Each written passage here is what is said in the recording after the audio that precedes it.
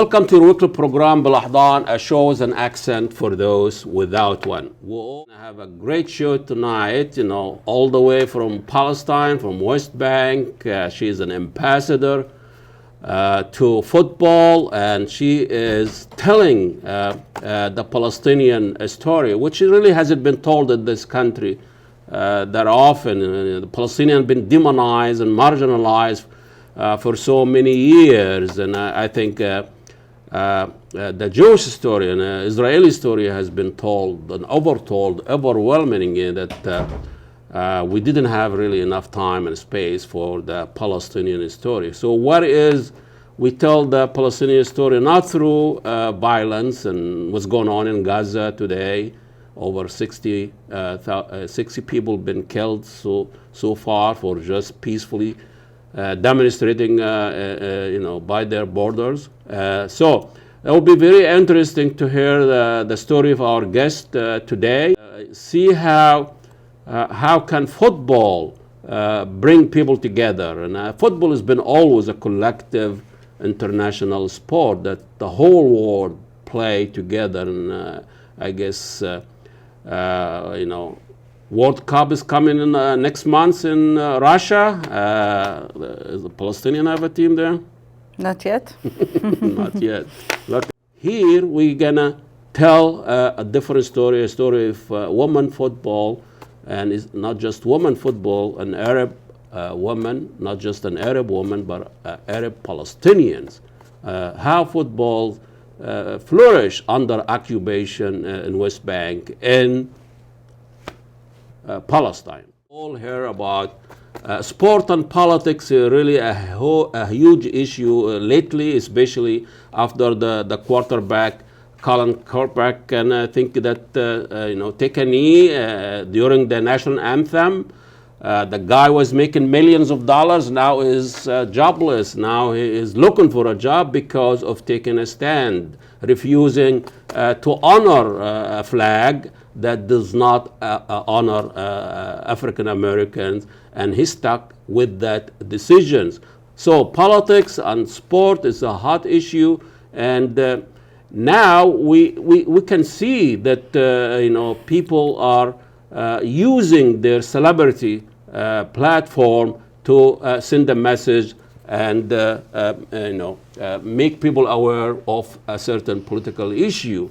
Our guest today, Hani Talgeya, she is a Palestinian woman, a footballer. Just want to establish a Palestinian woman football team. She is with a Palestinian association. I mean, she is more than just a footballer. She is an ambassador. She is trying to bring people together. Welcome to Bil-Ahdan, Hani. And I like this name, and I think you told the story. You said there was no any story about this name. They just, your parents were very optimistic. Yeah, actually, my dad thought it's better than Bunny and nicer than Annie. Well, Bunny is not bad. Easter coming or we left. Annie Anyway, is cooler. Yeah. It's amazing how our parents kind of look at us and they can see through us. And I think Asal, it's a cute name. And parents always think of their kids are cute. It fits the character. Exactly. And I think, I think you are Asal, in your personality and your character and your positive. Thank you. What you've gone, the challenge you've gone through as a woman, as a Palestinian, as a footballer, which not a lot of Arab women play in this. And but I'm not surprised this is actually happening in Palestine. But I think Palestinian women are very progressive than any other women in the Arab world. But tell us, we're talking here about when you are a woman and a Christian, Palestinians, and football, there's so many identity that you are struggling with. So how do you navigate all of this identity? And sometime, I think you talked about this, how this identity became restrictive barrier, prisons, but also in the same token, your own identity, the one who free or liberates you to do the things you do. So, Okay, cool. First of all, thank you very much, Ahmed, for having me here. And I'm glad to be in Minnesota, Minneapolis today and this week, enjoying. You just came from? I came from Switzerland, actually, the headquarters of FIFA. And it has been a great day so far. Nice weather, great people. So thanks very much for the hospitality It's nice weather today. and the warm welcome. So. As you mentioned, yes, the different identities that I have could have put me in a big prison. Being a Palestinian, living under occupation, surrounded by walls and checkpoints and curfews from time to time, war zone. That's when I grew up in the first Intifada and the second Intifada. And of course, being an Arab living in the world today with a lot of stereotypes and prejudice and criticism, but also being a woman where it is also a minority, where women are inferiors in many countries more than others, and especially also a patriarchal societies where they believe that men have to make the decisions and take the lead. Kick the ball. Exactly, and being also like a footballer who is also like a soccer known in the United States, which is a male dominated sport, and also known for mostly for men and for boys, and girls they think that we're not allowed to practice it or to play it, and also like being a Christian minority in a also a Muslim society. It's also part of my identity, and also my name brought it all to this collective. And your name is Hani. And my name is Hani, and that's Bring not an all this Arabic together. name, and it makes at least people smile when I introduce myself. So at the beginning, usually, like when I travel around the world, people struggle to know where I come from, and they start with their guesses and their assumptions, and once I say I'm Prejudice. Palestinian Arab, they all their facial expression absolutely changes, and sometimes they have different reactions. Why do you think that?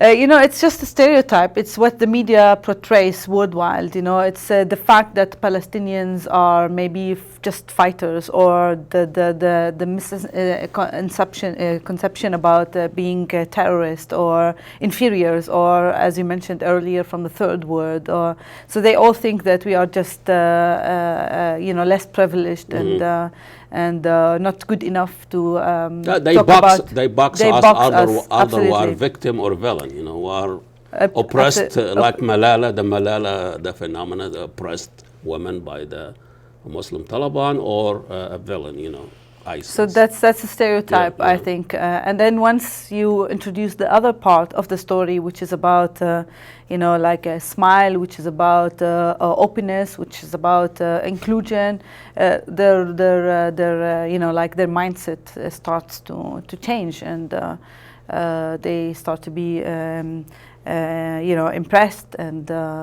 you know, like At least listen. At least listen, and that's the mission that we all have as Arabs. I think it's not only as Palestinian, but as Arabs living in the world today, that's what we want to change. We want to change the mindsets of the people. We want to change the way they look at us, and we want to make it more inclusive and more understanding. Because, you know, when we have people from different backgrounds, different nationalities, that's when we embrace our uniqueness, and we you know, we are proud of our identity and never want to get out of our identity. We just want to embrace it and accept it and work with it to change many people's perceptions and mindsets. And I mean, sport is a great platform and venue to bring people together, especially football. Football is a very simple game. Anybody can play it. You know, don't have to be big. You don't have to be strong. True. You don't have to be a man in your case. And but you know, women also have a challenge here. I mean, it seems like soccer here, football. It's a game that parents try to keep their kids away from. So it's not game for, you know. And I think women soccer team, they accomplished a lot. They won World Cup. Of course. But of course. the men's team hasn't accomplished anything. Not but yet they qualified. they get all the attention. So the challenge all over the world. It's not just in Palestine. But How do you play football growing up under occupation? You can't even kick the ball. I mean, we have people who are getting shot for flying a kite in Gaza. And so tell us, growing up as a young girls, you know, not just sneaking from your house because you don't want your parents to know, because you're going to get your clothes dirty or shoes, whatever, and occupation checkpoints and all of that. So it must be a little bit different. Yeah, it's absolutely different and very challenging, you know, to grow up in such a context where I'm surrounded by walls and a very insecure situation. You know, growing up, first Intifada when I was, I was born in '84, so the first Intifada was in '88, and my childhood was full of frustration and aggression and drama, I would say. And then my second phase of the second Intifada, where I was actually 16, 17 years old, I was aware of everything as a youngster. It's absolutely extraordinary situation because, you know, we know that we just have to survive and be alive, and we know that usually. People okay? start calling already. No, don't worry. That was my mistake. So, you know, like, and you think that tomorrow also might never come because we all lose hope in such a context, in such a difficult circumstances. But where football came here, it was the glimpse of hope that brought to me and my childhood and to the people around me, because you know, like growing up in such circumstances where you have only a lot of destruction and despair, and you grow up angry and full of frustration. So I wanted to use my energy and my you know, like just to put the energy in a positive way, to send a different message, and to send a different message not about violence or destruction or despair. I wanted to send a message about hope, celebration of life, and determination and resilience as well. And my only tool at that moment was through football, because that was my only chance, and that I wanted to embrace my talent and show it to the world, but also give the hope to the community that I live in. What about football to you that attracts you? There's so many other. What is it about that gives you this feel of course, that's a place where you feel safe, you know, on the pitch and everybody is surrounded by people. So tell us a little bit the attraction of football as an activity that you feel that's me. I find myself in this. I find myself safe and secure. You know, it gives a lot of confidence, especially if you are good in playing it. So scoring yes. I mean, I cannot talk about myself, but I was looking for videos about you playing football, and you didn't see a lot of pictures. You're posing and you know, you're looking attractive. We have to go to the field, you know. Yeah, I gotta watch in person. So yeah, I think you're right. I think yeah, go ahead. I interrupt you, but I think being good on something, that gives you confidence. That gives you confidence, and of course it builds up the self-esteem. So, and then you just, you know, like obey with the rules, and in 90 minutes yes, everything can happen. And everybody is obeying by the rules. Exactly. So it's understandable by all, and it's a language that everybody understands. It doesn't matter if you are a boy or a girl or a black or white or Muslim or Christians. Everybody in the end understands football. And for me, the universal language about this game empowered me and empowered my teammates to believe that you know, no borders, no checkpoints, nothing can stop us. There's no checkpoint in the field. Exactly, it's open space. We have opponents, and we sometimes lose, we sometimes win, but that's what happens in real life, you know.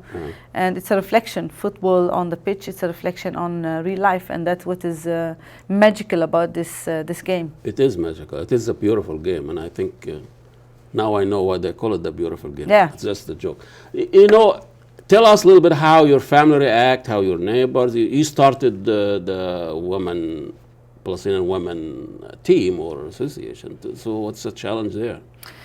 So the challenges were actually because the acceptance of the society of such a game, you know, because it has been understood or communicated that it's only for boys and it's only for men, and women are not allowed to play this game.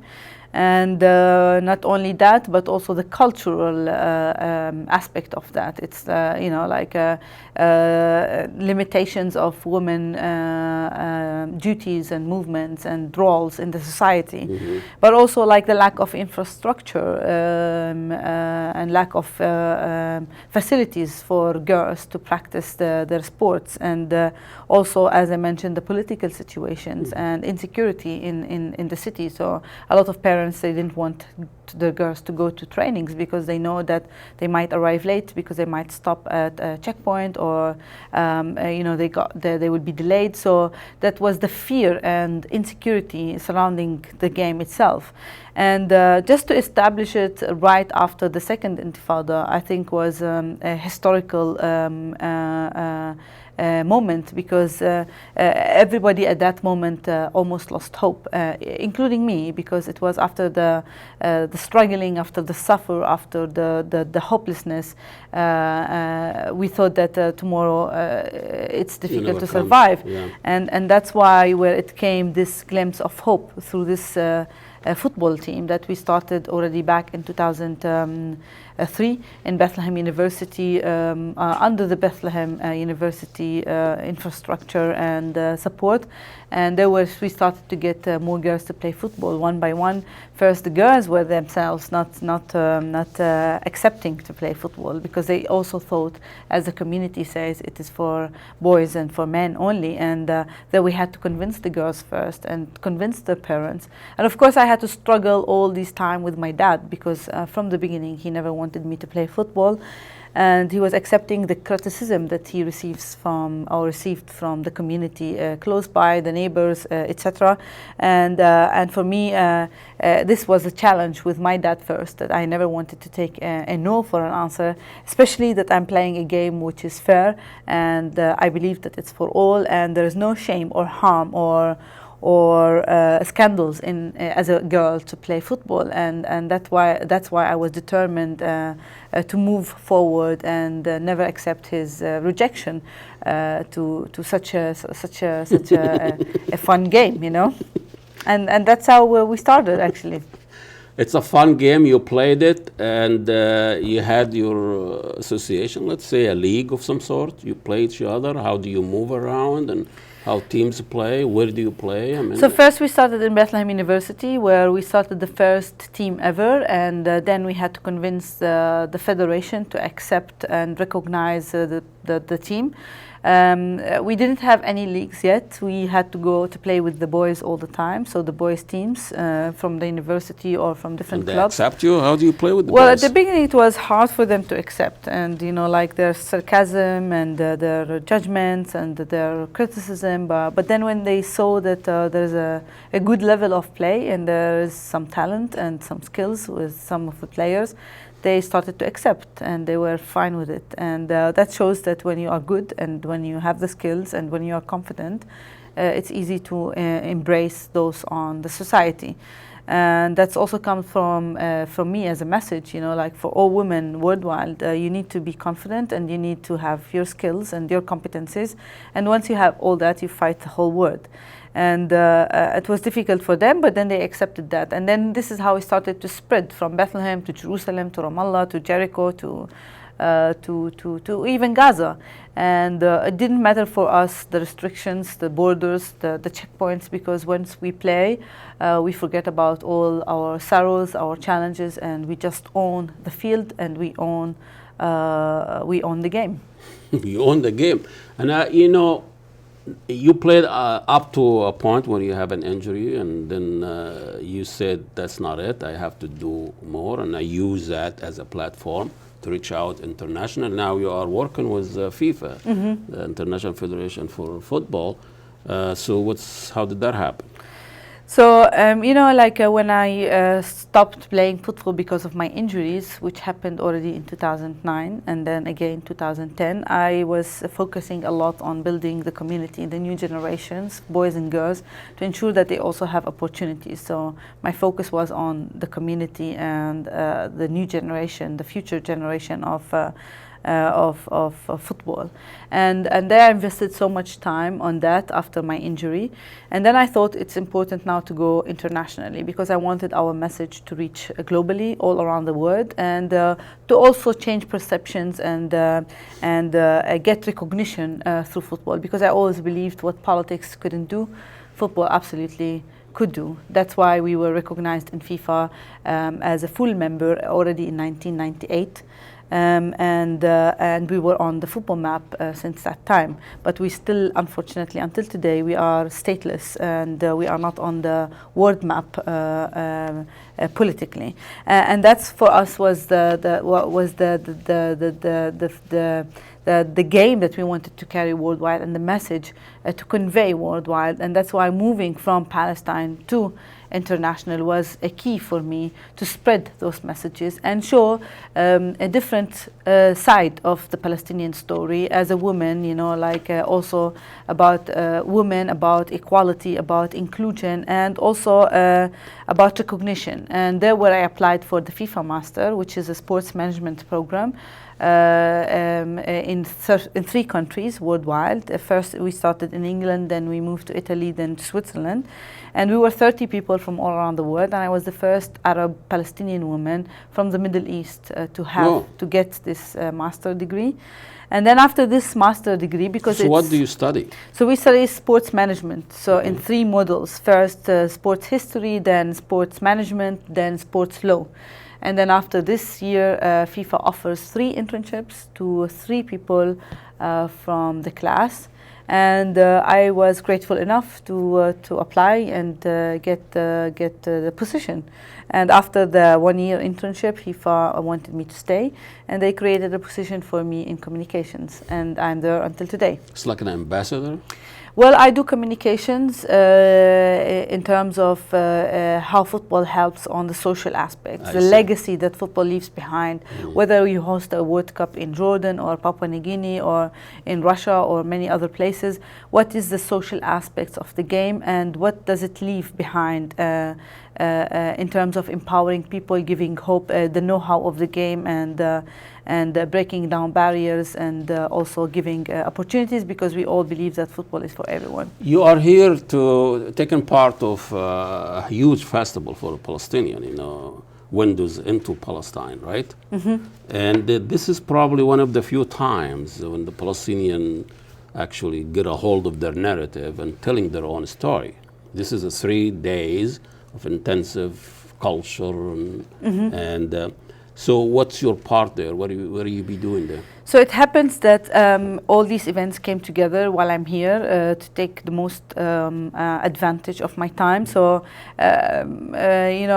first of all, I visited Minnesota University. I met with their coaches and with their players, and I had a talk at the university. And then yesterday I was with Minnesota United FC. I have seen the club and the facilities. I met with they have a new stadium now. They have a new stadium now, so it's impressive, and they care about soccer, and they want to make it number 1, and they want to have the best players in the team, but they also care about the grassroots, boys and girls, so it was fascinating to be there. I got inspired to meet also the women in positions at the club, which was really impressive too. And tomorrow I have a big talk for hopefully more than 900 people coming to watch my talk, which is going to be about global sport, equity, inclusion in Westminster Church. And that's the main reason also to be here for this talk, and also to be part of the festival and enjoy the time together with the Palestinian committee. There's also a Cuban and Cameroon community will be at the festival too. So it's important, as you mentioned, to speak about our narrative, to show a different side of the Palestinian people, where arts, sport, and culture come together, and on a hope that we try to change the mindset and the stereotypes of the people and their thoughts and their perception about Palestinian, specifically women, and that's why I'm here, to convey this message and to ensure that we reach to many people as possible and we inspire as many possible, and leave them and hopefully impact them to also give it a chance and change their mindset and yeah. Especially And now, us. what's happening in Gaza, where our people are, it's almost a massacre, slaughtering people because they are peacefully demonstrating in their Nakba Day. That's a heavy burden, and you come in here and try to tell your story in the context of what this heavy burden that. But anyway, I think it's really refreshing that you see someone like you coming, telling the Palestinian story in America, which really hasn't been told for a long, long time. The Palestinians have been demonized and marginalized. That killing them becomes just an item and a statistic. So. Well, thank you so much for coming here. Thank you very much, Hannah. Ahmed. Thank you. My Great pleasure. work. Thanks a lot. And good luck with your. Where are you living from, Minnesota? Going anywhere else? Well, actually, yeah, I will have a couple stops in other cities, and then I go back to Switzerland. Okay. That's where you're staying now these days? Yeah. That's your base. That's the headquarters. Well, thank you. Good Thank you luck. very much, Here you Ahmed. have it. The Hani Thalgiya. She is a Palestinian footballer that she trying to bring people together and communicate the beauty of the game and its impact on our social life, social activity. Assalamu alaikum, and God bless you all. God bless you all. Thank God you. bless you. Thank you. Happy Ramadan. Thank you. Happy Ramadan is Ramadan. today. Yes.